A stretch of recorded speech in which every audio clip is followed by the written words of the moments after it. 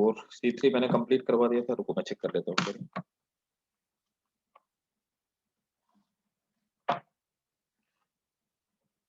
C4 pathway रह रहा है। फोटो रेस्पिरेशन मैंने पढ़ाया था क्या? फोटो रेस्पिरेशन पढ़ा देते ना? Yes sir. ठीक है। और उसके बाद मुझे पढ़ाना है फैक्टर अफेक्टिंग दी फोटोसिंथेसिस, ये पढ़ाना है ना? ठीक है।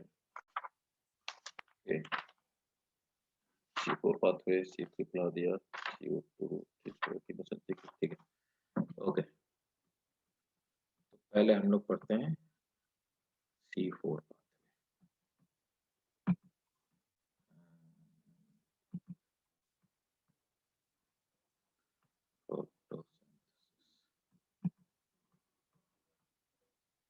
C4 देखो, C4 साइकिल समझने से पहले हमें जो इम्पोर्टेंट चीज समझनी पड़ेगी वो है कि क्रेंज एनाटॉमी क्या होती है ना? तो समझो बात को पहले।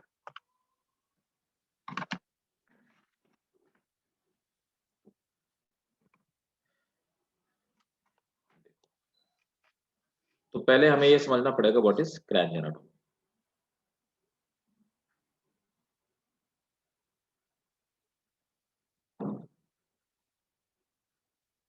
क्रेंज एनाटॉमी क्या है? क्रेंज एनाटॉमी क्या होती है कि कुछ प्लांट ऐसे होते हैं, जैसे आपने लीफ का स्ट्रक्चर हम लोगों ने देखा होगा। तो किसी भी लीफ का जब हम लोग स्ट्रक्चर देखते हैं तो लीफ के स्ट्रक्चर में बीच में वेस्कुलर बंडल्स पाए जाते हैं, है ना? तो जिनको हम जाइलम और फ्लोएम कहते हैं। ठीक है, जाइलम हो गया, फ्लोएम हो गया, या आपके वेस्कुलर बंडल। वेस्कुलर बंडल के ऊपर कुछ इस तरह की सेल्स पाई जाती हैं। ये सेल्स वो सेल्स होती हैं जो ऑक्सीजन के लिए इम्परमेबल होती है ना? इन सेल्स को हम लोग बोलते हैं बंडल शीथ सेल।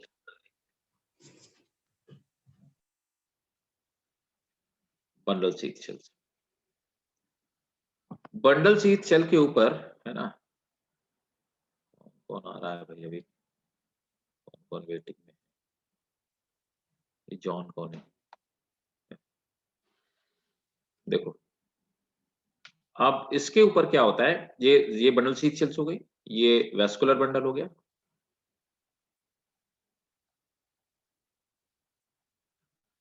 और वेस्कुलर बंडल के ऊपर जो सेल्स पाई जाती हैं, जिन लोगों ने एनाटॉमी पढ़ी है हमारे साथ में मॉर्निंग टाइम पे, उन लोगों को याद होगा। तो इस तरह की सेल्स पाई जाती हैं। इन सेल्स को हम लोग बोलते हैं मीजोफिल सेल्स। मीजोफिल सेल्स, है ना?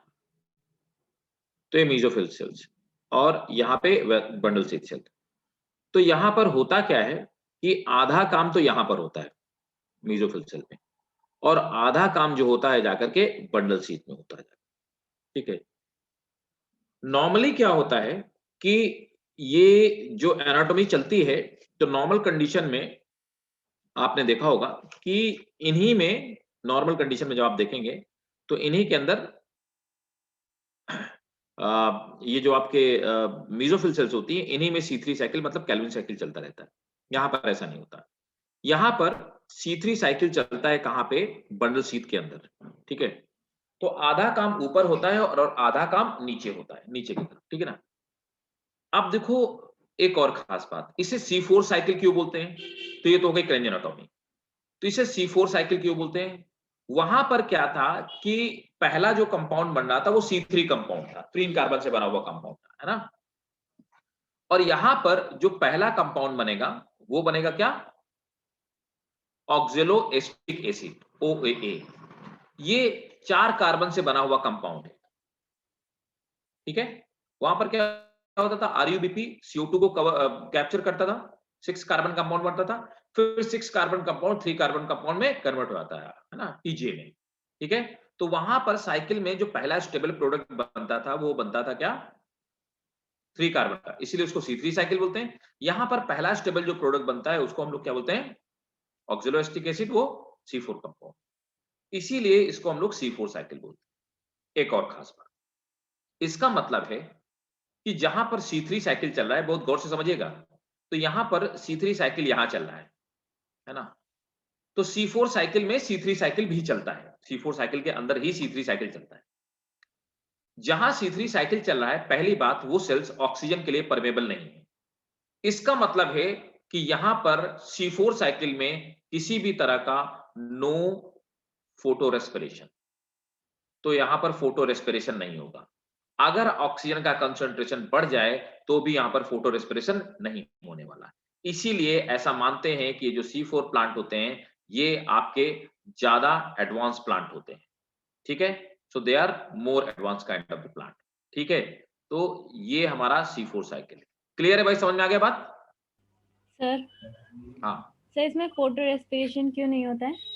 रीजन क्या है कि फोटो रेस्पिरेशन कहाँ हो रहा था? C3 साइकिल में, है ना। तो यहां पर क्या हो रहा था कि जो एंजाइम होता है RUBP, तो हमने ये पढ़ा था कि RUBP जो है वो कार्बोक्सिलेज भी है और ऑक्सीजनेज भी है। अब यहां पर क्या है, वो ऑक्सीजन से अटैच हो सकता है, लेकिन RUBP वहां पे मीजोफिल सेल में था, यहां RUBP कहां पे है? बंडल शीथ पे, और बंडल शीथ के अंदर तो ऑक्सीजन जा ही नहीं सकती। तो जब RUBP के पास ऑक्सीजन कभी जाएगी नहीं, तो कभी भी वो ऑक्सीजन से कंबाइन करेगा नहीं, और अगर वो ऑक्सीजन से कंबाइन नहीं करेगा तो फोटो रेस्पिरेशन नहीं हो पाएगा। Okay sir. क्लियर है ना? Yes sir. ठीक है। सो ये प्रोसेस होती है फोटो रेस्पिरेशन की। सबको क्लियर है भाई? किसी को डाउट?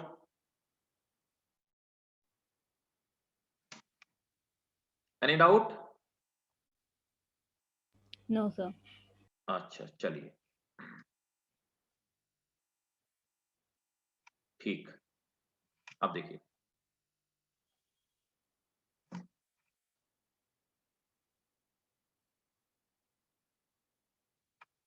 तो अब मैं आपको दिखाता हूं C4 साइकिल होती क्या है।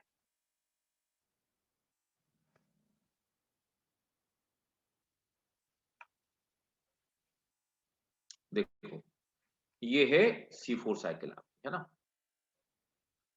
C4 साइकिल में क्या होता है देखिए, C4 साइकिल हमारी, अब आपने मीजोफिल सेल और बंडल शीथ सेल दो सेल्स समझ ली, है ना। तो मीजोफिल सेल में थोड़ा सा मैं और इसको पढ़ाई कर देता हूँ, आज कर देता हूँ।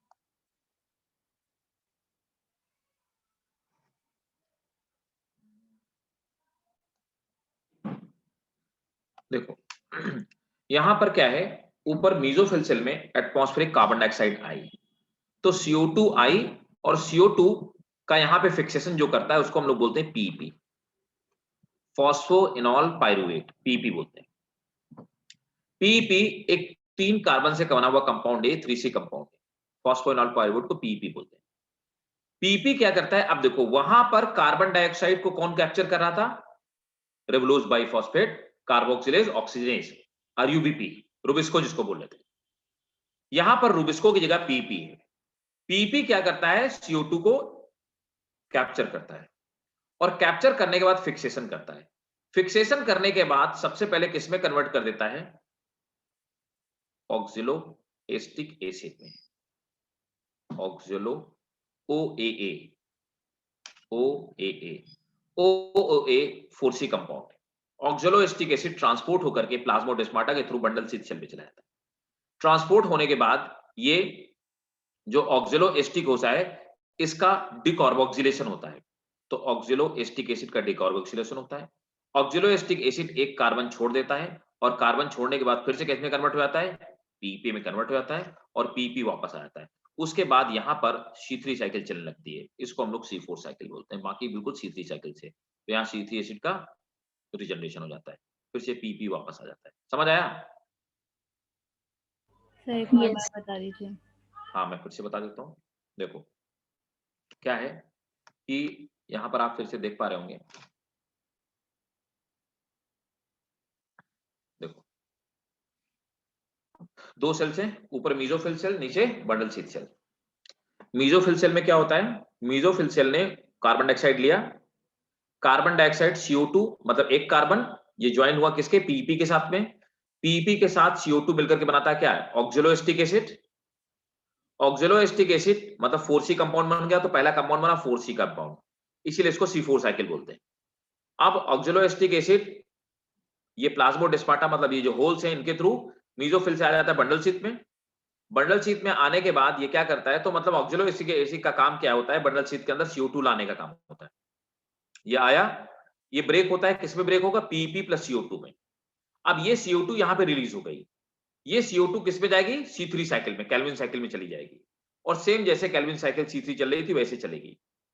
पीपी फिर से सेपरेट हो गया, इसने CO2 को यहां पे दे दिया, और CO2 को देने के ट्रांसपोर्ट करने के बाद फिर वापस आ गया, और वापस आकर के फिर से रिजनरेट हो गया। This is called C4 cycle. Clear है भाई? Yes, sir.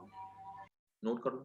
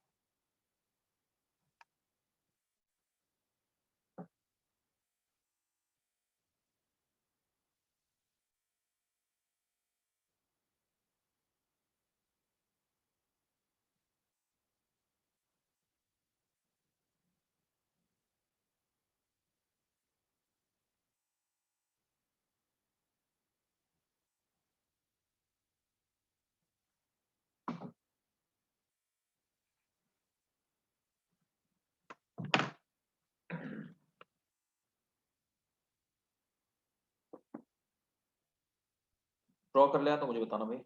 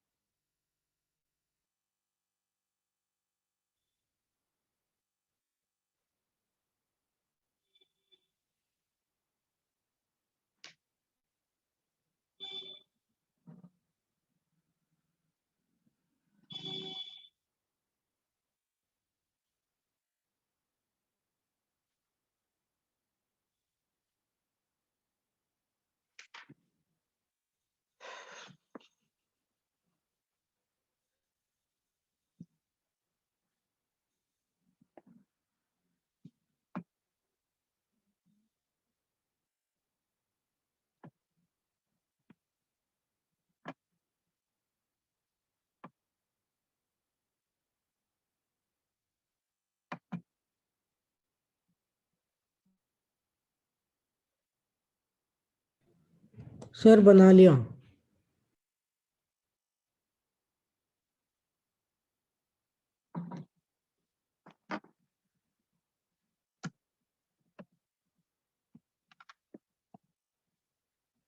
ओके,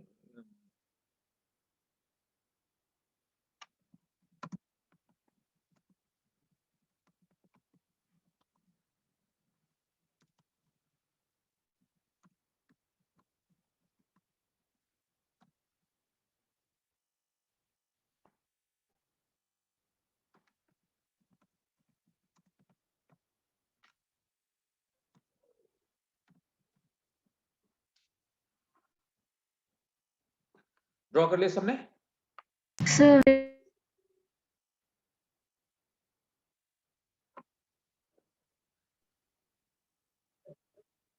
एक मिनट। ठीक है, कोई नहीं।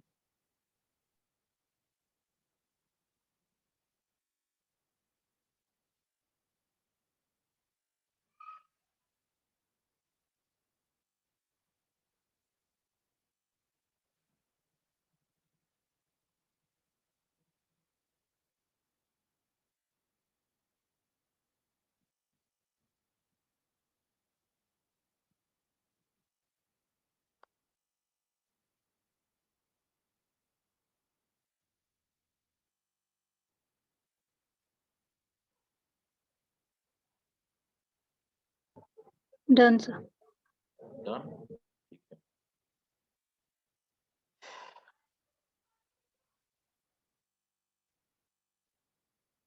चलो स्टार्ट किया जाए लिखना। चलिए नोट कीजिए, C4 डाइकार्बोक्सिलिक एसिड पाथवे है ना। देखो इसी को हम लोग कहते क्या है, ये C4 pathway, dicarboxylic acid pathway, या इसी को हम लोग बोलते हैं Hatch and Slack pathway, is also known as Hatch and SLACK Slack pathway,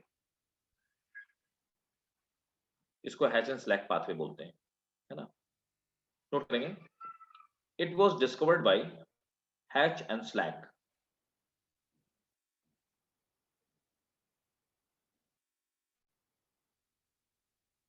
ठीक है,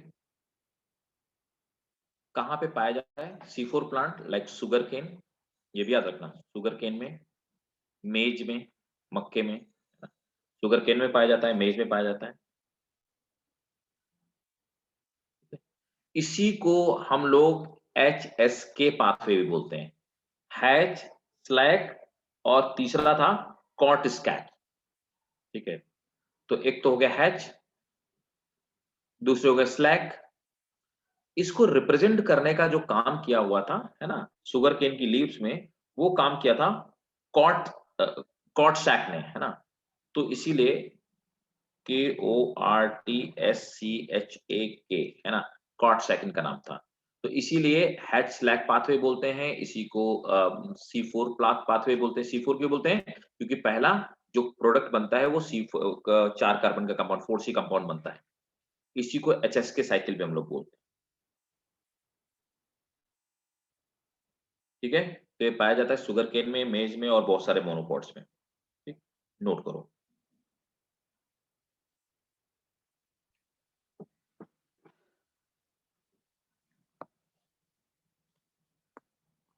C4 plant live in hot, moist or arid regions, or arid region. They have cranch anatomy. They have cranch anatomy.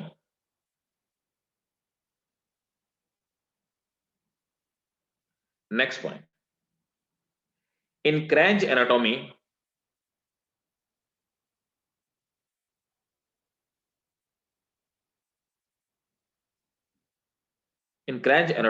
mesophyll cell are found in concentric layer. Mesophyll cells are found in concentric layer around vascular bundle.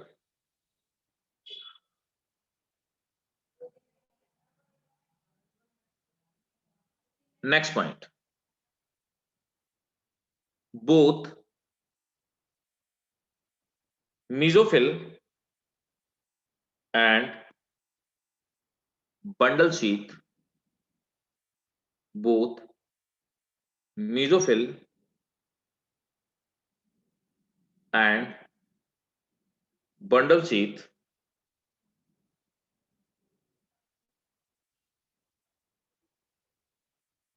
remains interconnected with, both mesophyll and bundle sheath remains interconnected with plasmodesmata.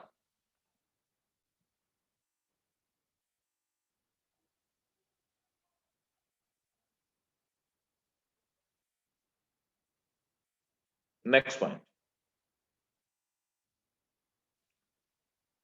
The chloroplast of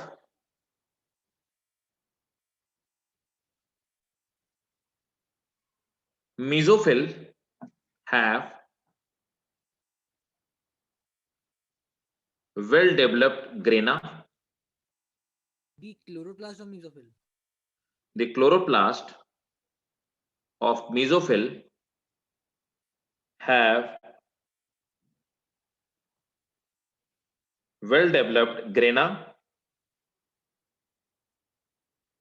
which perform light reaction.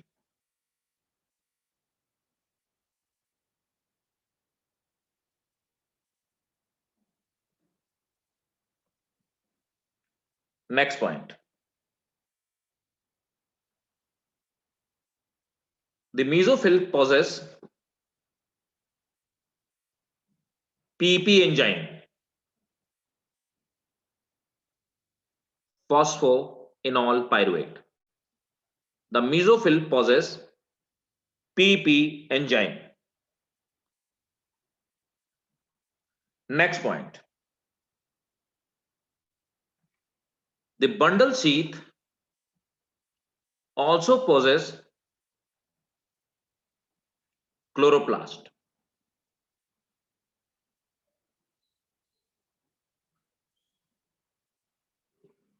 These chloroplasts do not have grana. These chloroplasts do not have grana.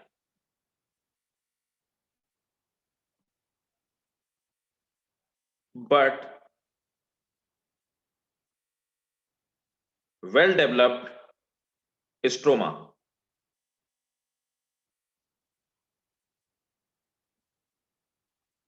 And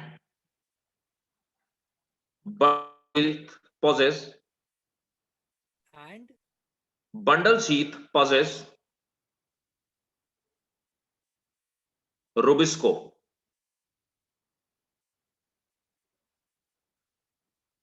तो light reaction होती है mesophyll में और dark reaction होती है bundle sheath में.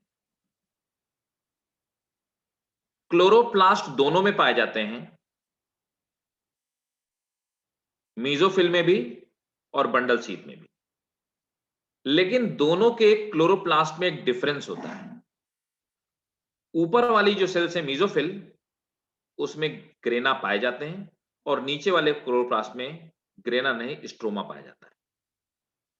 तो in leaves में C4 प्लांट में दो तरह के क्लोरोप्लास्ट पाए जाते हैं. इस फिजियोलॉजी को या इस मॉर्फोलॉजी को हम लोग बोलते हैं डाइमॉर्फिक क्लोरोप्लास्ट. तो C3 और C4 प्लांट में खास बात क्या है कि C4 प्लांट में डाइमॉर्फिक क्लोरोप्लास्ट पाए जाते हैं. पहली चीज, लाइट रिएक्शन और डार्क रिएक्शन अलग अलग होती है,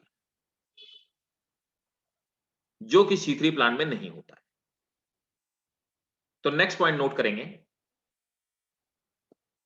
C4 plant have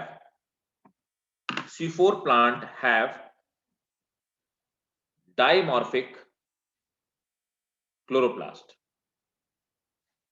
C4 plant have dimorphic chloroplast. ठीक है.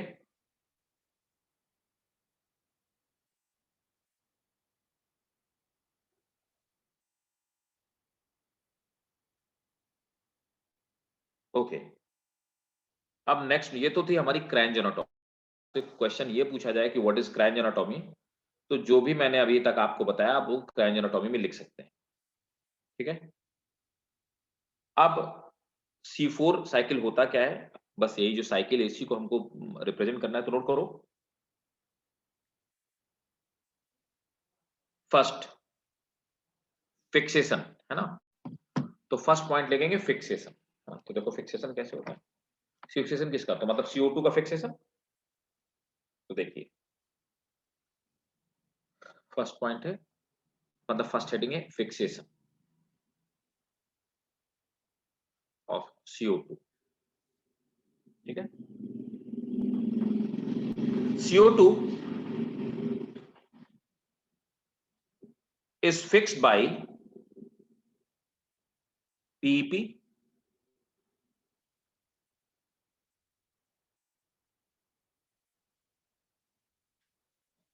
it convert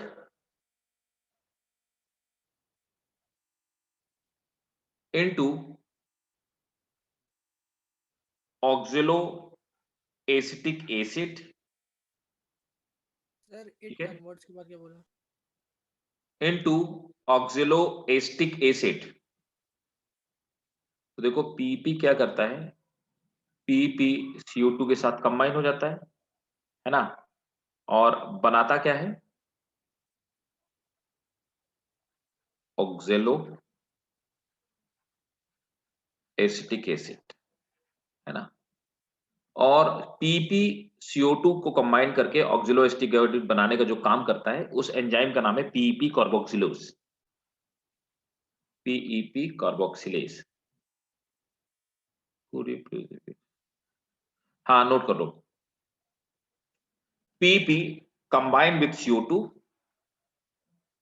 and converts into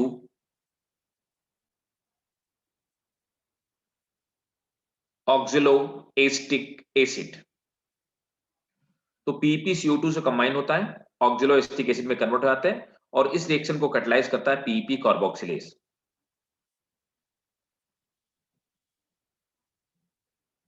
ठीक है, मैं दूसरे पेज में लिख देता हूं, बेटर रहेगा, ब्लैंक पेज में लिख देता हूं। तो पहला मैंने आपको बताया, फर्स्ट फिक्सेशन में PP combine with CO2 in presence of PEP carboxylase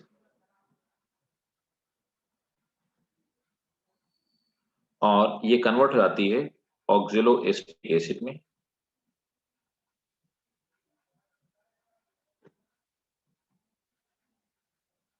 acid में तो ऑक्जेलोएसिटिक एसिड में कन्वर्ट हो जाएगी, है ना। और अब देखो ये जो ऑक्जेलोएसिटिक एसिड है ना, तो ऑक्जेलोएसिटिक एसिड किस फॉर्म में ट्रांसपोर्ट होता है, ठीक है। तो ऑक्जेलोएसिटिक एसिड कन्वर्ट हो जाता है ना।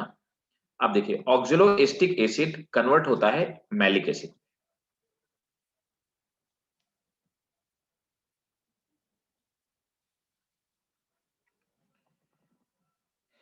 Malic acid. तो ऑक्जेलोएसिटिक एसिड नहीं ट्रांसपोर्ट होता है, एक्चुअली जो ट्रांसपोर्ट होता है वो मैलिक एसिड ट्रांसपोर्ट होता है, ठीक है। तो नेक्स्ट हेडिंग नोट करेंगे, ट्रांसपोर्टेशन। नहीं उसी में पहले लिख लो, पहले वाले में फिक्सेशन में oxaloacetic acid is reduced into malic acid. Oxaloacetic acid is reduced into malic acid in mesophyll cells.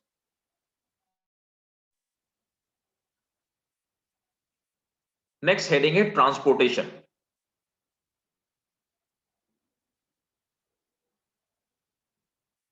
Malic acid is translocated.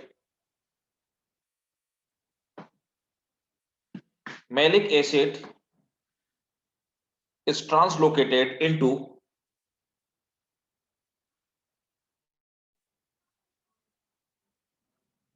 bundle sheath cells through plasmodesmata. Through plasmodesmata. Full stop. Malic acid again breaks down into malic acid again breaks down into, अब देखो क्या होता है, malic acid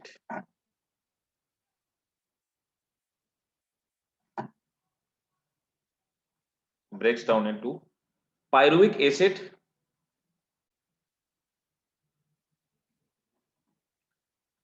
and CO2. malic acid breaks down into pyruvic acid and CO2 inside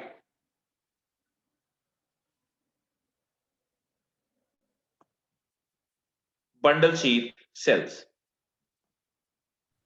Breaks down into Malic acid breaks down into pyruvic acid and CO2. Pyruvic acid and CO2. Next point.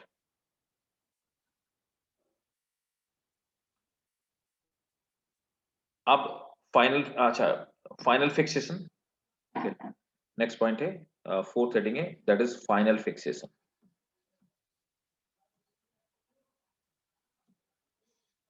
तो note करेंगे, CO2 is taken by RUBP. CO2 is taken by RUBP, which is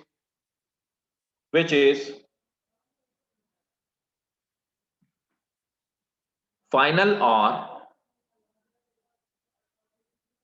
secondary acceptor of, which is final or secondary acceptor of, which is final or secondary acceptor of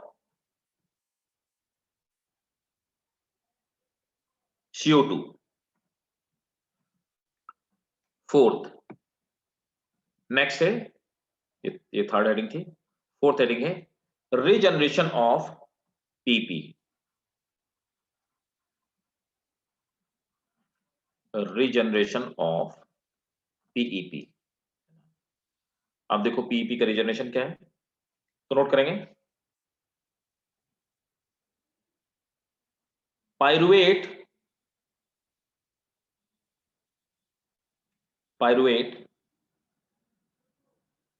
और pyruvic acid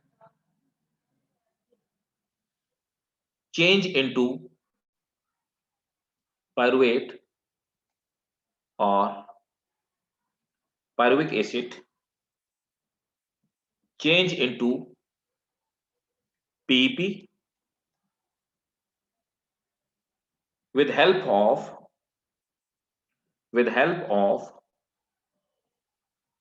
phosphopyruvate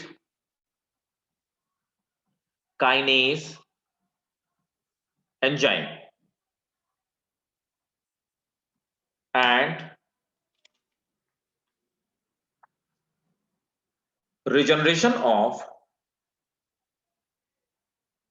PEP and regeneration of PEP takes place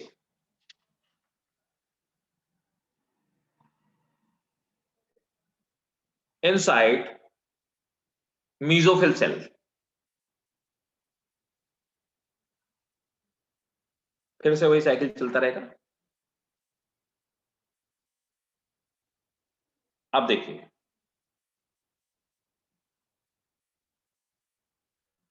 C4 plant की importance क्या है, तो नीचे लिखेंगे note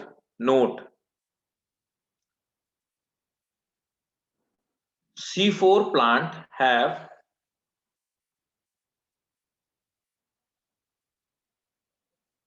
very little photorespiration.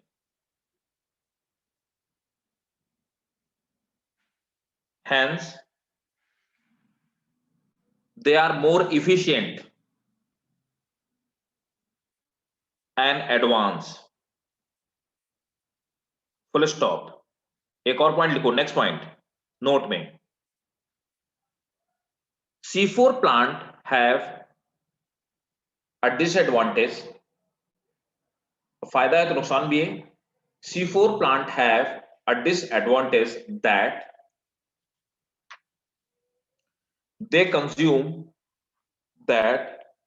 consume more energy than that they consume more energy than C3 plant. Hence they are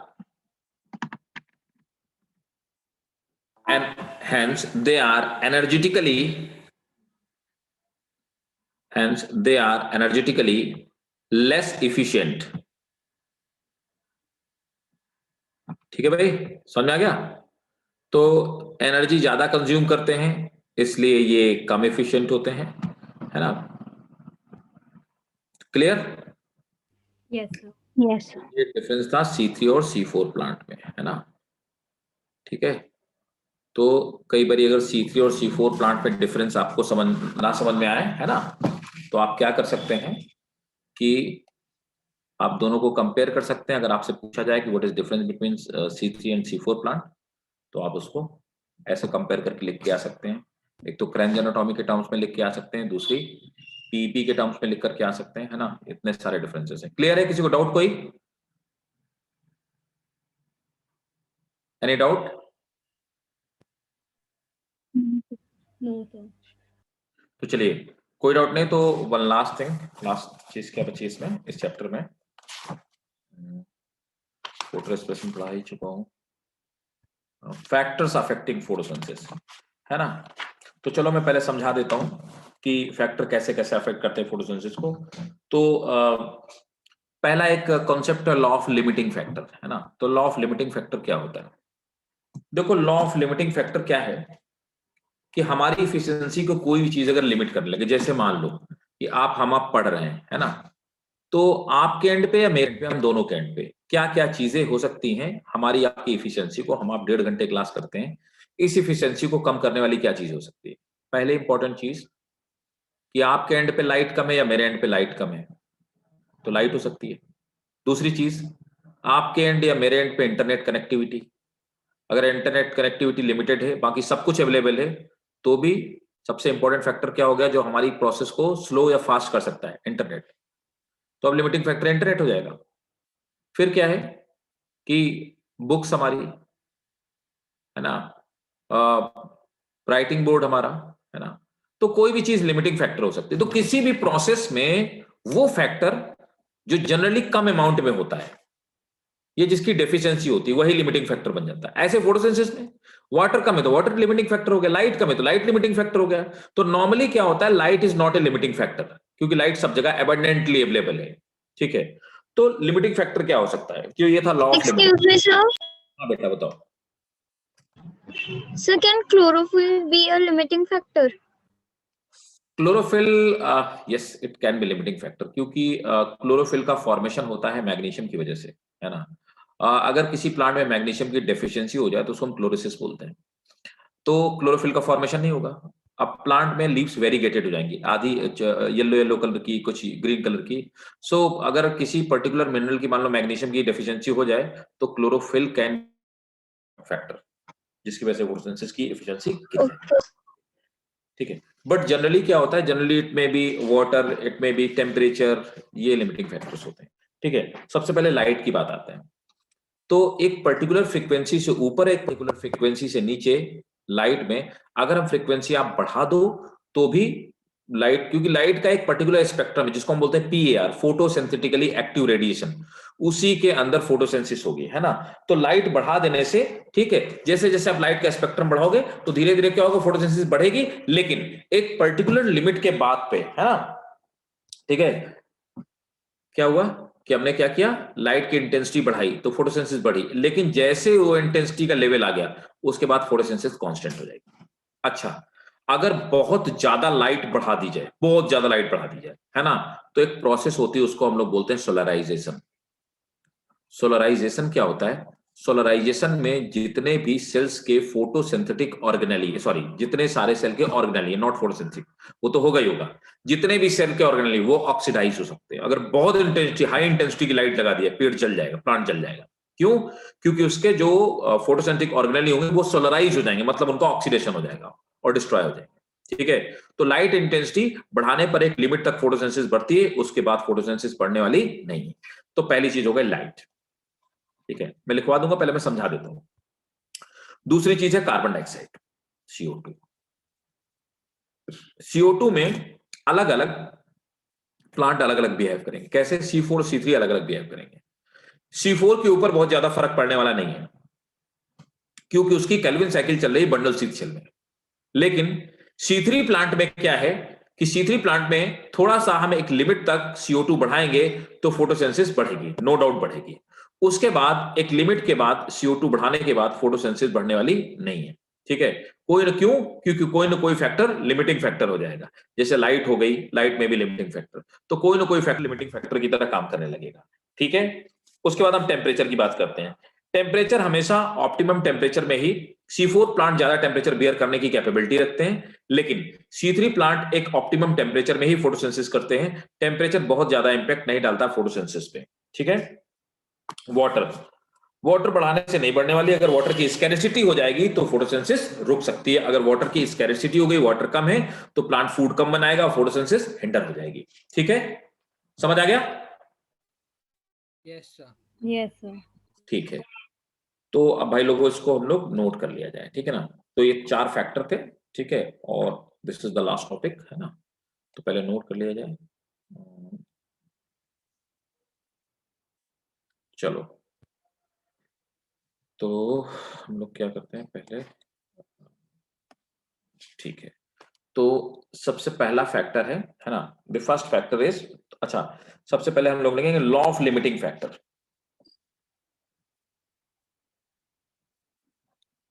law of limiting factor,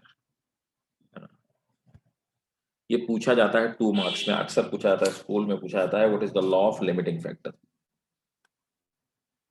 तो note करेंगे, a limiting factor is the factor which is deficient. Limiting factor is a factor which is deficient in such an extent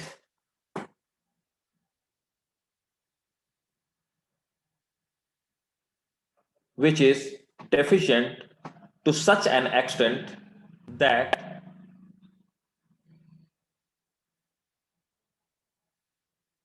increase in its magnitude, increase in its magnitude directly increase in its magnitude directly increases the rate of process.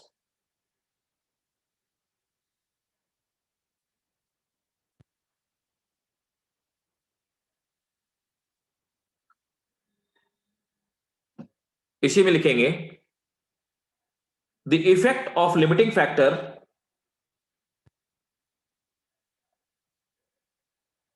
was studied by Blackman, ठीक है,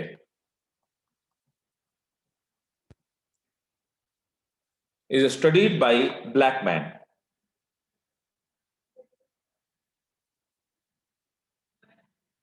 Hence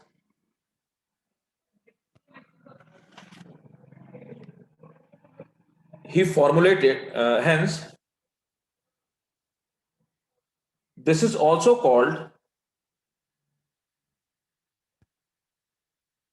Blackman's law. Hence this is also called Blackman's law.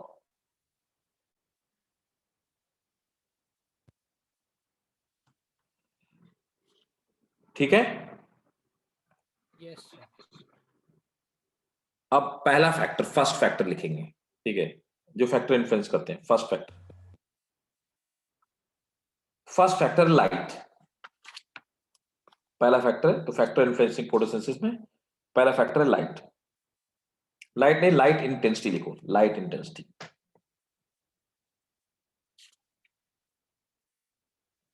तो note करेंगे light intensity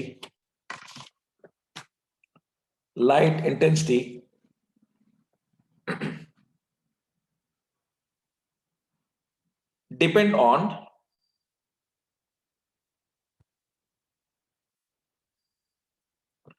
the latitude or longitude.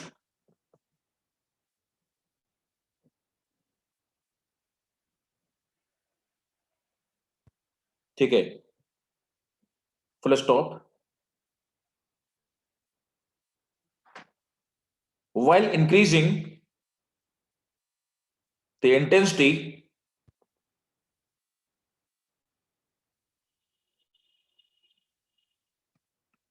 the rate of photosynthesis increases. While increasing the intensity, the rate of photosynthesis increases, but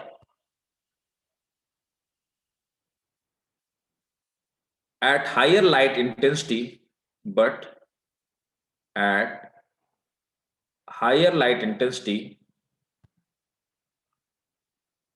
it do not show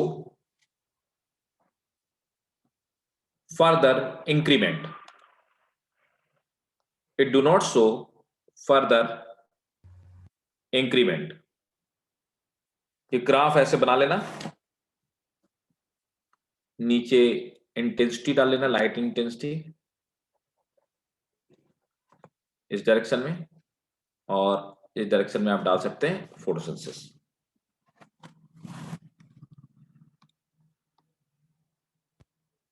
rate of photosynthesis.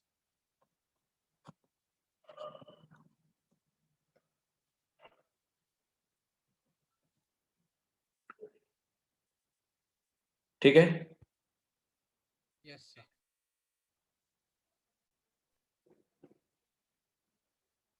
the light saturation, next point है, light saturation occurs at 10% of full sunlight.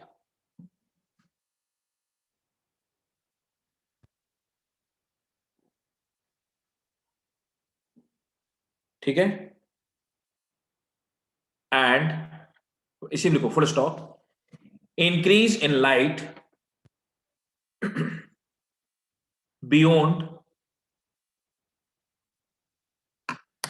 a particular intensity, increase in light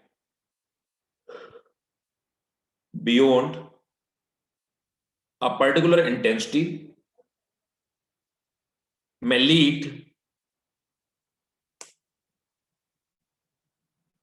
breakdown of chlorophyll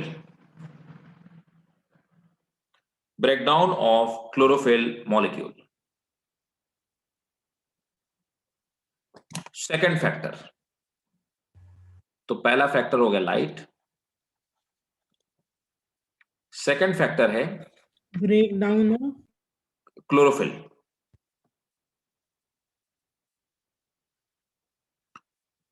second है CO2 concentration. आप देखो CO2 के concentration से क्या फर्क पड़ने वाला है, कि CO2 कंसंट्रेशन क्या इंपैक्ट डालता है ना, नोट करेंगे।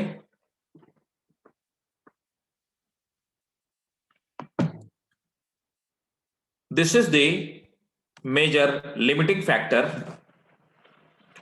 This is the major limiting factor for photosynthesis. क्यों?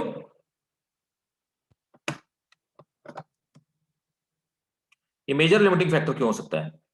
कार्बन डाइऑक्साइड की कमी है क्या एटमॉस्फेयर में?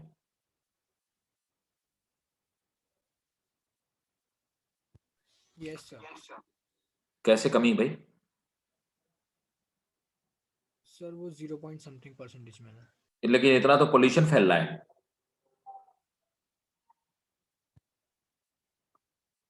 देखो C3 प्लांट में क्या होगा, जैसे हल्का सा भी कंसंट्रेशन, ऑब्वियसली इसका कंसंट्रेशन तो कम हाई है, ठीक है, मतलब कम, मतलब एटमॉस्फेयर में कम नहीं है, लेकिन एयर में इसका रेशियो कम है। एयर में इसका रेशियो 0. कितना है, 0.03% से लेकर 0.04% तक है, 0.04%, यही हम लोग पढ़ते हैं। अभी जरा भी इसका कंसंट्रेशन कम हुआ तो फोटो रेस्पिरेशन शुरू हो जाएगा, तो C3 प्लांट की प्रोडक्टिविटी गिर जाएगी, इसीलिए इसको हमने मेजर लिमिटिंग फैक्टर माना। तो नोट करेंगे,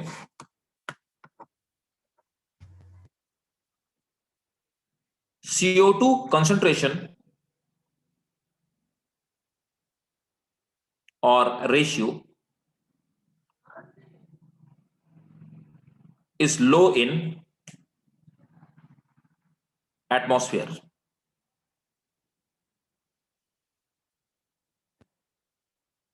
Full stop. Next point. Increase in CO2 concentration up to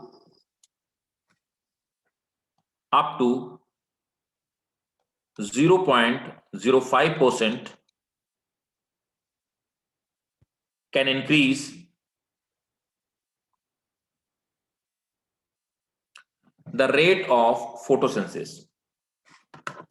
Can increase the rate of photosynthesis. Beyond it,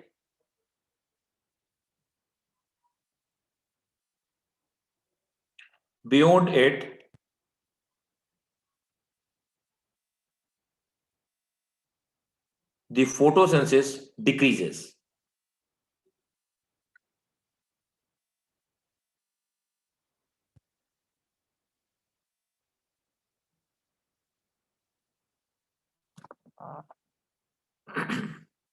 Next point.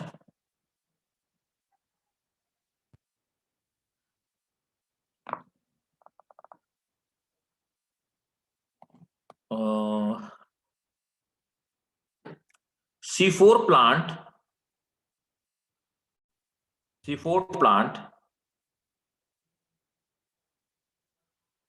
respond in better way. C4 plant Respond in better way for CO2 concentration.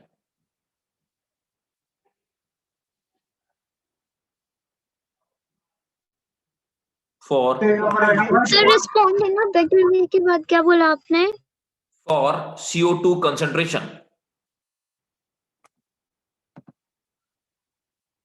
As they saturate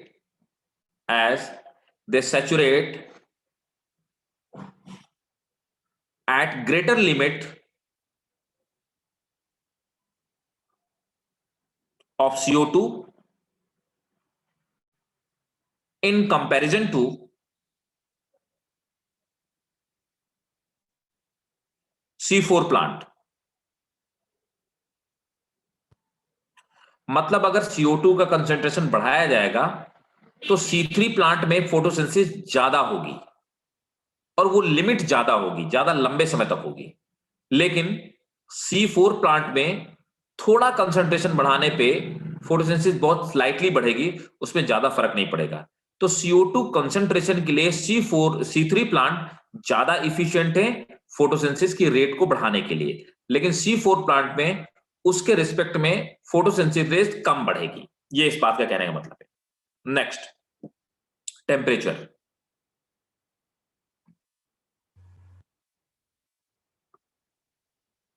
Photosynthesis is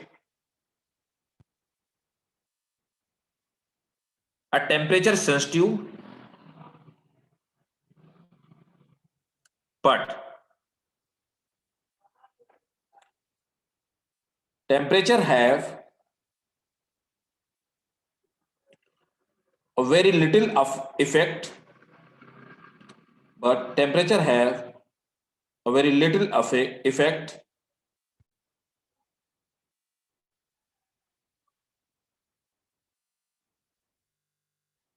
in photosynthesis.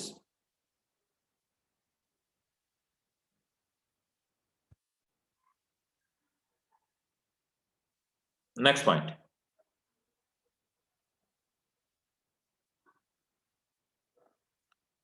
C4 plant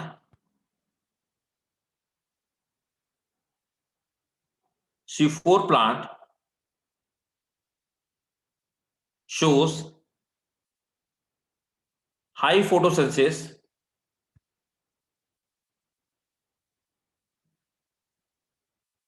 at high temperature, while the optimum temperature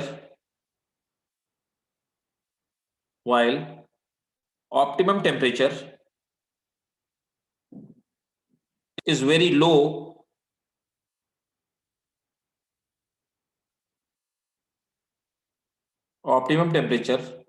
low for C3 plant.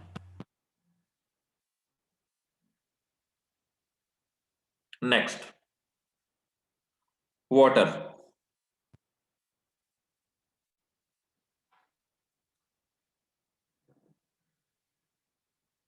Water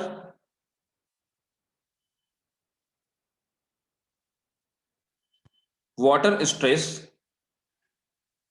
causes closing of stomata. Water stress causes closing of stomata. Hence, CO2 concentration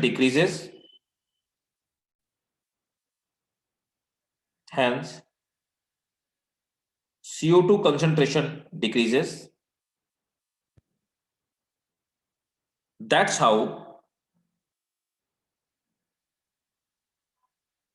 water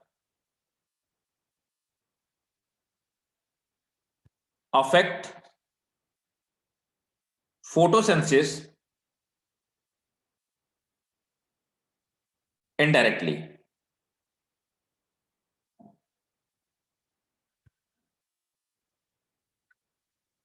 ठीक है, तो water से direct effect नहीं पड़ता. Water stress होगा, stomata कम खुलेंगे, carbon dioxide कम आएगी और रेट ऑफ फोटोसिंथेसिस घट जाएगी. ठीक है ना. तो that's how the process takes place.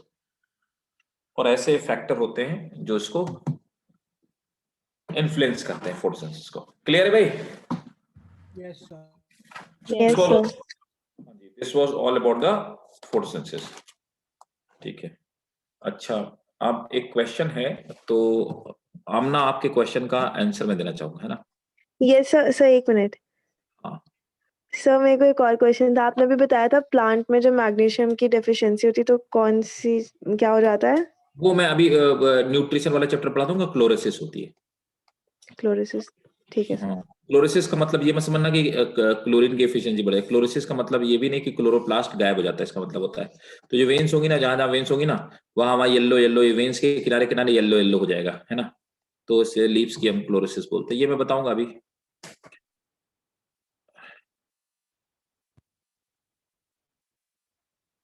Manganese की डेफिशिएंसी होती है भाई, नॉट मैग्नीशियम. मैग्नीज. सर आपने पहले मैग्नीशियम. हाँ सॉरी, मैग्नीशियम. वही तो मैं बोल रहा हूँ, मैग्नीशियम की डेफिशिएंसी, तो नॉट मैंगनीज की. मैग्नीशियम एमजी की डेफिशिएंसी. सूखे पत्ते होते हैं जो येलो येलो हो जाते हैं. क्या क्या? जो सूखे पत्ते होते हैं वो येलो हो जाते हैं, वो है? ना ना, वो तो नहीं. जो हेल्दी प्लांट के मतलब हेल्दी लीव्स होती है, नई लीव्स होती है, उनमें क्लोरोसिस हो जाता है. वो येलो तो सिनीसेंस उस प्रोसेस को कहते हैं. वो येलो इसलिए हो जाते हैं क्योंकि उसमें जो वेस्ट मेटाबोलाइट होते हैं वो इकट्ठा हो जाते हैं. तो वो पत्तों का पीला होकर के गिरना, that is excretion process of plant actually. ठीक है. प्लांट में एक्सक्रीशन ऐसे होता है ना. एनिमल्स के पास तो एक्सक्रीटरी ऑर्गन होते हैं, नेफ्रीडिया वगैरह पाए जाते हैं, ग्रीन ग्लैंड्स वगैरह पाए जाते हैं. ठीक है. हाँ, तो आमना मैं ये कह रहा था कि हाँ देखो, वो क्या है कि जो सोडियम और ग्लूकोज सिम्पोर्ट होता है, तो सोडियम ग्लूकोज सिम्पोर्ट में क्या होता है कि यहां पर क्या है कि हाई कंसंट्रेशन है. किसका हाई कंसंट्रेशन है? ग्लूकोज का. और यहां पर लो कंसंट्रेशन है ग्लूकोज का, है ना. अब होता क्या है कि सोडियम अंदर की तरफ पंप इन होते हैं. कैसे? सोडियम आयन पंप इन होते हैं एनर्जी लेकर के. तो एटीपी खर्च हुई और एडीपी पे कन्वर्ट हुई. सोडियम आयन पंप है, लेकिन ये सिम पोर्ट है। सिम पोर्ट में हमेशा दोनों चीजें, जो दूसरा इसका पार्ट होगा ना वो भी आएगा, तो ये ग्लूकोज को जबरदस्ती अपहिल लेकर के आ जाता है। ठीक है, तो यहां पर सोडियम ने तो एटीपी कंज्यूम किया, लेकिन ग्लूकोज ने एटीपी कंज्यूम नहीं किया। बिना एटीपी कंज्यूम हुए, ठीक है, ग्लूकोज ने ट्रांसफर होने में, इस पूरी प्रोसेस में तो एटीपी कंज्यूम हुआ, तो कुल मिलाकर के ये कैसा हो गया, एक्टिव ट्रांसपोर्ट। लेकिन इस पूरे एक्टिव ट्रांसपोर्ट में एक सिम्पोर्ट काम कर रहा है, जहां पर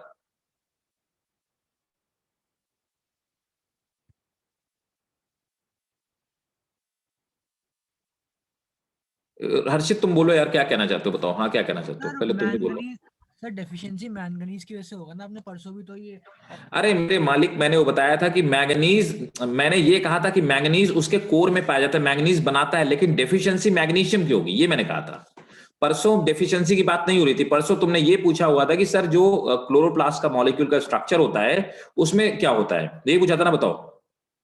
यस सर, वो ऑक्सीजन इवॉल्विंग कॉम्प्लेक्स। तो दो चीजों को मिक्स क्यों कर रहे हो यार? परसों तो मैंने आपको ये बताया हुआ था कि वहां पे ऑक्सीजन, तुमने ये पूछा हुआ था कि ऑक्सीजन इवॉल्विंग कॉम्प्लेक्स ओईसी में बीच में क्या होगा, तो मैंने ओईसी का कॉम्पोजिशन बताया था। ओईसी समथिंग डिफरेंट थिंग, ठीक है।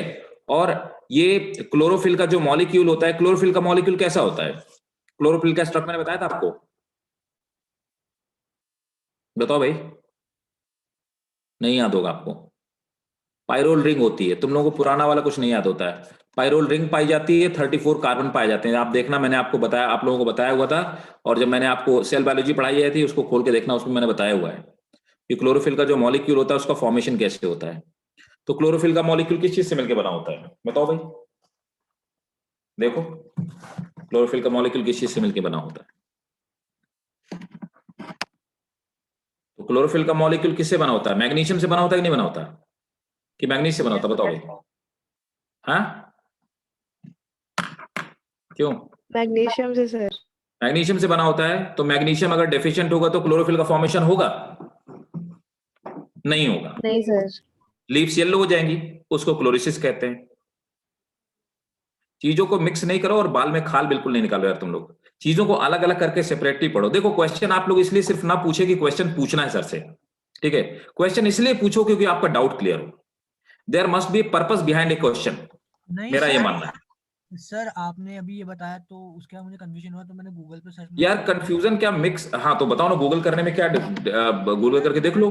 सर मैंगनीज ही आ रहा था, तभी पूछा मैंने।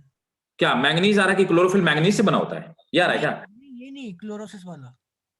क्लोरोसिस भाई साहब कम से कम 8 एलिमेंट की वजह से होता है, 7 से 8। नाइट्रोजन की वजह से भी क्लोरोसिस होता है, और अगर नाइट्रोजनस वेस्ट इकट्ठा हो जाए तो भी क्लोरोसिस हो। क्लोरोसिस किसी एक पर्टिकुलर, जब हम किसी भी पर्टिकुलर एलिमेंट की डेफिशिएंसी पढ़ते हैं तो पर्टिकुलर एलिमेंट की डेफिशिएंसी में हम सिम्टम्स पढ़ते हैं। क्लोरोसिस कम से कम 3 से 4 एलिमेंट की डेफिशिएंसी का सिम्टम है, लेकिन क्लोरोसिस के साथ हम बाकी भी पढ़ते हैं कि भाई विल्टिंग ऑफ लीफ होती है, स्पॉट्स क्रिएट हो जाते हैं, नेक्रोसिस साथ में हो जाती है, ऐसे होता है। तो क्लोरोसिस सिर्फ मैग्नीशियम का वो नहीं है, डेफिशिएंसी की वजह से नहीं होता है। क्लोरोसिस कम से कम 4 से 5 एलिमेंट की डेफिशिएंसी की वजह से होता है। टोटल 17 एलिमेंट्स हैं जिनकी डेफिशिएंसी में कम से कम 4 एलिमेंट की डेफिशिएंसी क्लोरोसिस शो करती है। तो क्लोरोसिस सिर्फ और सिर्फ मैग्नीशियम की वजह से नहीं होता है, और ना ही सिर्फ मैंगनीज की वजह से होता है। Okay sir. हाँ तो अब ना मैं ये बता रहा था आपको कि देखो, मैं ये कह रहा था कि यहां पर सिम पोर्ट है। सिम पोर्ट में मैंने आपको बताया था कि सिम पोर्ट में हमेशा क्या होगा कि सिम पोर्ट जब भी चलेगा ना, तो सपोज दैट कि दो एलिमेंट, सिम पोर्ट में एक ही डायरेक्शन में दो एलिमेंट है, एंटी पोर्ट पे अपोजिट हो जाती है डायरेक्शन, है ना। तो ये सिम पोर्ट क्या है, सोडियम और ग्लूकोज सिम पोर्ट है। तो मतलब ये तय है कि अगर ग्लूकोज अंदर जाएगा तो सोडियम अंदर जाएगा, या सोडियम अंदर जाएगा तो ग्लूकोज अंदर जाएगा। अब होता क्या है कि ग्लूकोज को कंसंट्रेशन के ऑपोजिट डायरेक्शन में इकट्ठा होना है, इस सेल के अंदर इकट्ठा होना है ना। तो ग्लूकोज का यहाँ पे लो कंसंट्रेशन है और यहाँ पे हाई कंसंट्रेशन है ना। अब क्या होता है, सोडियम यहां पर एटीपी यूज करता है, सोडियम एटीपी यूज करके अंदर की तरफ आता है, ठीक है, जिसकी वजह से सोडियम के आने की वजह से ग्लूकोज भी अंदर आ जाता है, क्योंकि एक सिम पोर्ट है। तो इस पूरी प्रोसेस में, इस पूरी प्रोसेस की अगर बात की जाए तो पूरा का पूरा सिंपोर्ट क्या है, एटीपी को यूटिलाइज करेगा। तो एक तरह से जो ट्रांसपोर्ट होता है दैट इज एक्टिव ट्रांसपोर्ट। लेकिन यहां पर एक्टिव ट्रांसपोर्ट जो हो रहा है वो सोडियम का हो रहा है, ना कि ग्लूकोज का। तो अगर बहुत प्रिसाइजली मेरे से पूछा जाए, सो आई विल से कि in sodium glucose symport, sodium utilises ATP and glucose goes inside uphill or against gradient without expenditure of energy। ठीक है, क्लियर? यस यस सर, वो तो ठीक है, पर मैं ये सोच रही थी कि क्योंकि लो कॉन्सेंट्रेशन से हाई कॉन्सेंट्रेशन आ रहा है, तो हाँ। उस ऑप्शन में तो सर लिखा हुआ था कि ग्लूकोज पैसिवली हो रहा है, जो आपने ऑप्शन बताया था। तो सर पैसिवली में तो हमेशा लो से ना हाई ना जाता है, ना इसलिए मैं ना ना थोड़ा ना, कंफ्यूज। रुको रुको रुको रुको, मैं फिर से जरा क्वेश्चन निकालता हूँ। वेट वेट वेट, देखो, मुझे क्वेश्चन निकालना दो।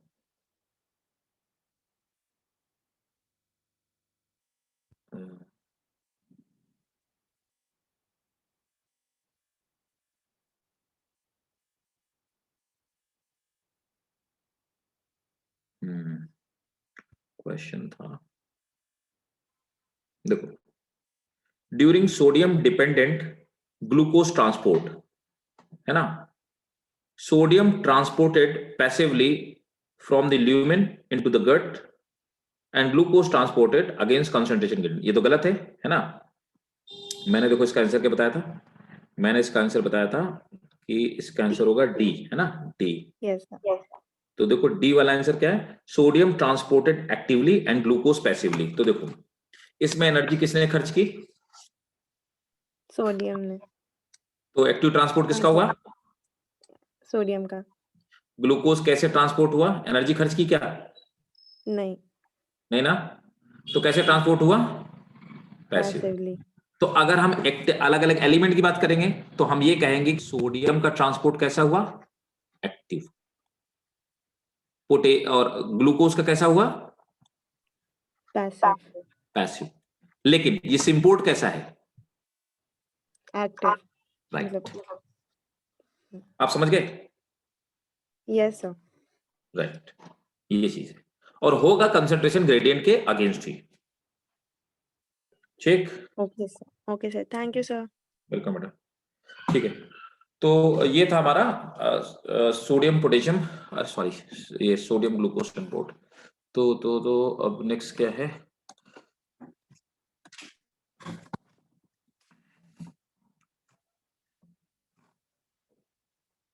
नेक्स्ट देखते हैं, नेक्स्ट रेस्पिरेशन ही होगा मेरे हिसाब से।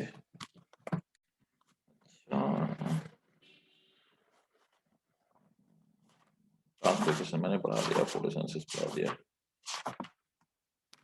देखो भाई मुझे जरा एनसीईआरटी खोलने दो। रेस्पिरेशन इन प्लांट, इसमें कुछ नहीं खास रेस्पिरेशन इन प्लांट में। चलो ठीक है, रेस्पिरेशन इन प्लांट यही देख लेते हैं। देखो रेस्पिरेशन इन प्लांट हो गया, रह गया, और इसमें क्या रह गया, प्लांट ग्रोथ एंड डेवलपमेंट। ठीक है, तो इसमें बकवास चैप्टर है, इसमें एक वो रह गया होगा, रेस्पिरेशन के बाद मैं पढ़ा दूंगा ये मिनरल न्यूट्रिशन वाला एक चैप्टर जिसकी हम लोग अभी डिस्कशन कर रहे थे, है ना। हाँ, इसमें एक चीज समझने लायक है, मिनरल न्यूट्रिशन वाला, ठीक है। तो तब तक के लिए नहीं पढ़े, रेस्पिरेशन पढ़ाता हूँ, नोट्स देता हूँ। ठीक है, तो देखो रेस्पिरेशन की नेक्स्ट चैप्टर है, आप हम लोग पढ़ेंगे रेस्पिरेशन, है ना। चलिए हेडिंग डालिए रेस्पिरेशन। अब देखो रेस्पिरेशन, रेस्पिरेशन में क्या है कि ऑब्वियसली जैसे हमारी आपकी बॉडी में रेस्पिरेशन होता है वैसे प्लांट में रेस्पिरेशन होता है ना। तो प्लांट को भी अपनी मेटाबॉलिक प्रोसेस को चलाने के लिए एनर्जी चाहिए, ठीक है। तो प्लांट अपनी मेटाबॉलिक प्रोसेस को चलाने के लिए एनर्जी कंज्यूम करता है, ठीक है, और उसी तरह से बर्न करता है ना। प्लांट के अंदर भी माइटोकॉन्ड्रिया पाई जाती है और हमारे आपके अंदर भी माइटोकॉन्ड्रिया पाई जाती है। पहले मैं जरा एक रेस्पिरेशन का फोल्डर खोलूंगा, रेस्पिरेशन, प्लांट रेस्पिरेशन है क्या पूरी प्रोसेस।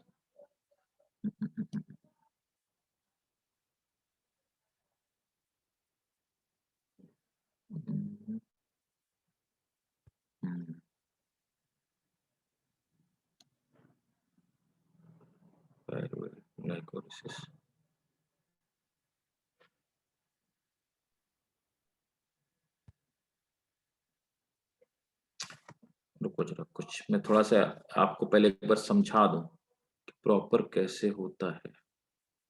नहीं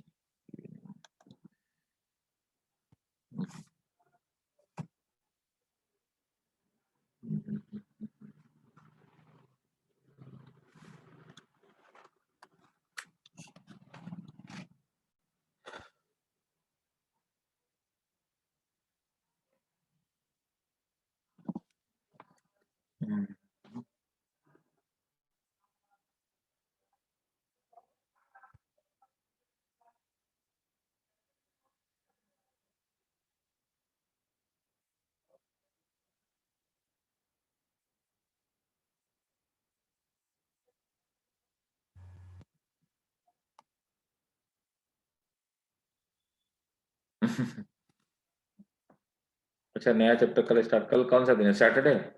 कितना टाइम बचा? सर कल है आपकी क्लास। अच्छा, कल है मेरी क्लास। अच्छा चलो, मैं एक मतलब एक वो आइडिया तो दे देता हूँ एटलीस्ट, है ना। ये तो लिए जाओ अभी क्योंकि टाइम है अभी, है ना। एक थोड़ा सा आइडिया ले जाओ कि कैसे होता है रेस्पिरेशन, कैसे होता है प्लांट में, है ना। तो मैं एक डायग्राम दिखाता हूँ, वो डायग्राम देखो पहले।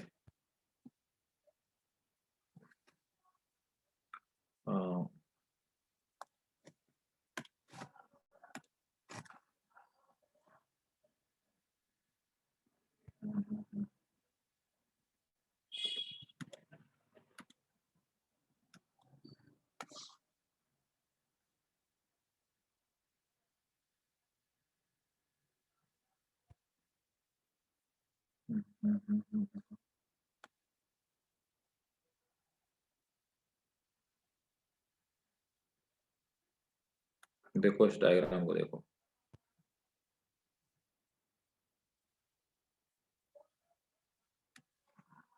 इसको भी भूल जाओ।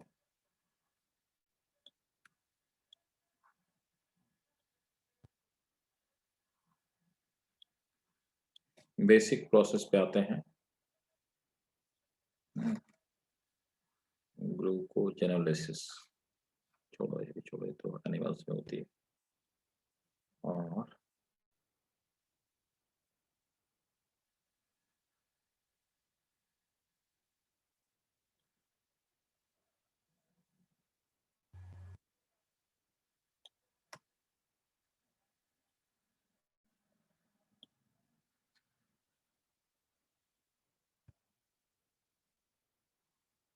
देखो अब सही है। पेंटोस फॉस्फेट पाथवे, इसको भी बंद करते हैं।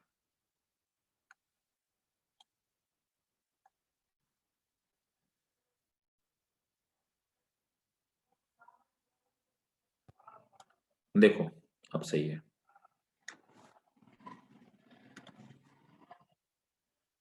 देखो अब क्या है कि नॉर्मली प्लांट में कैसे रेस्पिरेशन होता है, तो ग्लूकोज को सेल तो अंदर ले लेती है, तो सेल अपने पर्टिकुलर चैनल से ग्लूकोज को अंदर ले लेती है, चैनल प्रोटीन ग्लूकोज को अंदर ले लेती है ना। उसके बाद क्या होता है कि ग्लूकोज कन्वर्ट हो जाता है किसमें, हेक्सोकाइनेज की हेल्प से ग्लूकोज ग्लूकोज 6 फॉस्फेट पे कन्वर्ट हो जाता है। अब यहाँ पे ग्लाइकोलिसिस होती है। तो अब देखो ये है क्या, प्लाज्मा मेम्ब्रेन, है ना, दिस इज प्लाज्मा मेम्ब्रेन। तो प्लाज्मा मेम्ब्रेन से तो ग्लूकोज अंदर आ गया। उसके बाद क्या होता है कि ये ग्लूकोज डायरेक्टली माइटोकॉन्ड्रिया के अंदर, ये माइटोकॉन्ड्रिया है, तो ग्लूकोज माइटोकॉन्ड्रिया के अंदर डायरेक्टली एंटर नहीं कर सकता। तो जब ये माइटोकॉन्ड्रिया के अंदर एंट्री नहीं कर सकता तो इसको अपना फॉर्म चेंज करना पड़ेगा। तो यहां पर क्या होता है कि ग्लूकोज 6 फॉस्फेट जो होता है वो ग्लाइकोलिसिस में एंटर करता है। ग्लाइकोलिसिस में जब ये एंटर करता है तो ग्लाइकोलिसिस में एंटर करने के बाद ग्लूकोज पाइरुवेट पे कन्वर्ट हो जाता है ना। फिर वही बात है कि जो ग्लूकोज पाइरुवेट पे कन्वर्ट होगा तो ग्लूकोज 6C कंपाउंड है, 6 कार्बन से बना हुआ कंपाउंड है। अब पाइरुवेट क्या है, ये एक 3C कंपाउंड है ना। तो 2 पाइरुवेट में कन्वर्ट हो जाता है, तो एक ग्लूकोज का मॉलिक्यूल 2 पाइरुवेट के मॉलिक्यूल में कन्वर्ट हो जाता है। इसके बाद पाइरुवेट इंटर करता है। पाइरुवेट जो होता है, पाइरुवेट के अंदर कैपेबिलिटी होती है कि पाइरुवेट माइटोकॉन्ड्रिया के अंदर एंट्री कर जाता है। तो पाइरुवेट माइटोकॉन्ड्रिया के अंदर एंट्री करता है। पाइरुवेट माइटोकॉन्ड्रिया के अंदर एंट्री करने के बाद ये क्या होता है कि एसिटिल कोएंजाइम ए में कन्वर्ट होता है। एसिटिल कोएंजाइम ए वो चीज है जो ट्राई कार्बोक्सिलिक एसिड साइकिल में एंट्री करती है। यहां पर try carboxylic acid 3 carboxylic group वाला एसिड टीसीए साइकिल बोलते हैं, ट्राई कार्बोक्सिलिक एसिड साइकिल बोलते हैं। ट्राई कार्बोक्सिलिक एसिड साइकिल में एंटर करने के बाद यहाँ पे 2 चीज जनरेट होती हैं, एक तो कार्बन डाइऑक्साइड रिलीज होती है और दूसरा एटीपी रिलीज होती है, मतलब एनर्जी रिलीज होती है। इस पूरी प्रोसेस को हम रेस्पिरेशन कहते हैं, यही पूरी रेस्पिरेशन की प्रोसेस है। तो प्लांट में सबसे पहले ग्लूकोज, अच्छा ग्लाइकोलिसिस की प्रोसेस जो होती है, ये प्रोसेस होती है कहां पे? तो पूरा रेस्पिरेशन 2 पार्ट में होता है। ये होती है साइटोप्लाज्म में या प्रोटोप्लाज्म, जिस जो भी बोलो, साइटोप्लाज्म में, है ना। और ये वाली जो प्रोसेस होती है ये कहां पे होती है? माइटोकॉन्ड्रिया के मैट्रिक्स के अंदर। ये जितना आपको डायग्राम दिख रहा है बस इतना बना लो बस, फिर बाकी कल स्टार्ट करते हैं रेस्पिरेशन। जितना आपको दिखाई दे रहा है आप इतना बना लीजिए।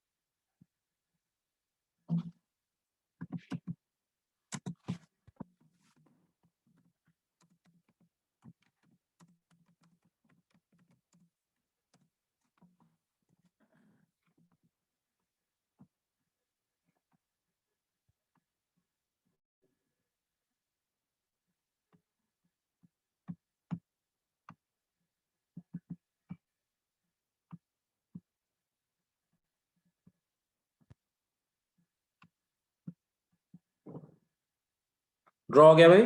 कर लिया तुमने? यस सर, कर लिया। अच्छा No, बहुत sir. बढ़िया।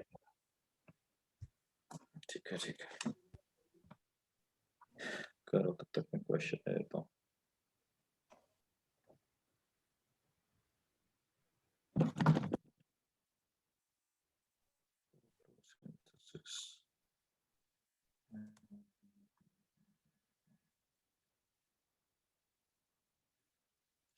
साइकिल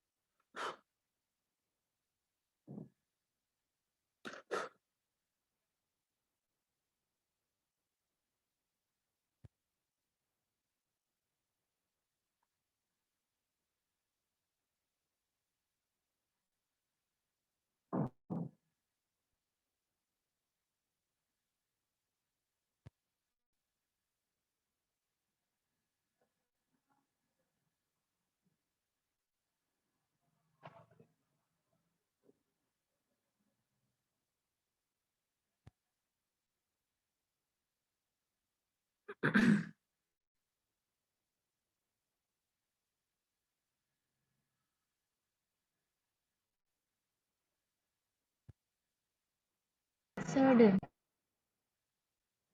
डन कर लिया भाई सबने? Yes, sir. Yes sir. ठीक है, तो मिलते हैं नेक्स्ट क्लास पे टुमारो। और कल कितने बजे क्लास है अपनी? 5:30 पे ना?